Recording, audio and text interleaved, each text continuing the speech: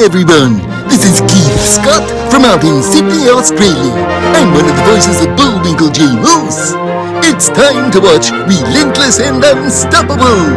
And so give it up for your main hosts, Douglas Kenny and Andy McPhee.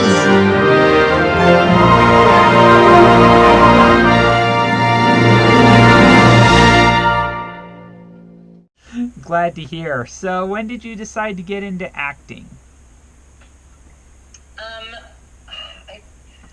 I always get asked this, and I'm like, I don't know where there was an active decision or if it just sort of fell on me in a way.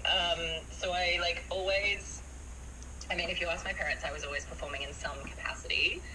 And having two older sisters, we like to put on shows. We were raised during the 90s, so that was the time that you put on shows to your parents that were a little bit cringe and your aunts and uncles at Christmas.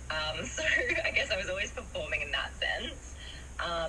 And then again, part of being in that small town, the opportunities we did have were through school productions. And when you're in primary school, they make everybody be involved.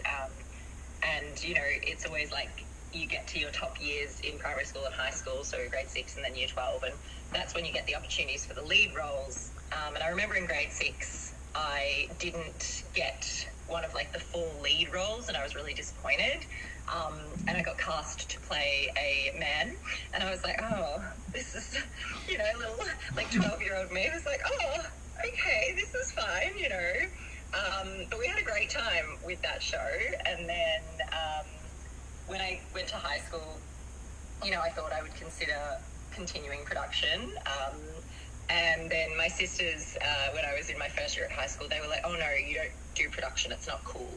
And I was like, oh, okay. So I didn't join. And then the next year I was like, no, I want to be involved in this. So did production through school, really started to enjoy that level of performing. And there's a couple of theatre companies in the nearby town of Echuca, so I joined in with them. Shout out to Mum for driving me, 30 kilometres there and back twice a week for the rehearsals. And then, it got to sort of year 11 and 12 when you're deciding, where are you going to go to uni and what are you going to do? And there was definitely a big push on further study and not necessarily taking time off. I always knew I was going to take a gap year to travel. My oldest sister had done that, and that was something I knew I really wanted to do. But in terms of applying for university, I remember looking at the guide and being like, oh, I could do journalism, I could do law. I definitely couldn't have done law, by the way. Definitely didn't get the scores for it. I could be a doctor, those kind of things. And then I was like, I kind of just want to do everything. What lets me do everything? And I was like, oh, being an actor lets me do everything. So, that's where I made the choice to apply for a couple of universities that did performing arts, and that's sort of where I landed. Yeah. The person that told you that you shouldn't do live performing or productions in general, who are they to judge you? Well, I think in the first place it was my sisters trying to be don't be lame, we've got a reputation to protect. But, who are they to they are very supportive now, I will say. And then I guess our sort of guidance counsellor equivalent who, sort of talks to you about your further education. I think it was one of those things that, as adults and as teachers, they sort of know what career paths have success and I guess are easier for people. So I think it was probably just, it was probably guidance from a place of care without necessarily realising that maybe that's not what a creative person wants to do.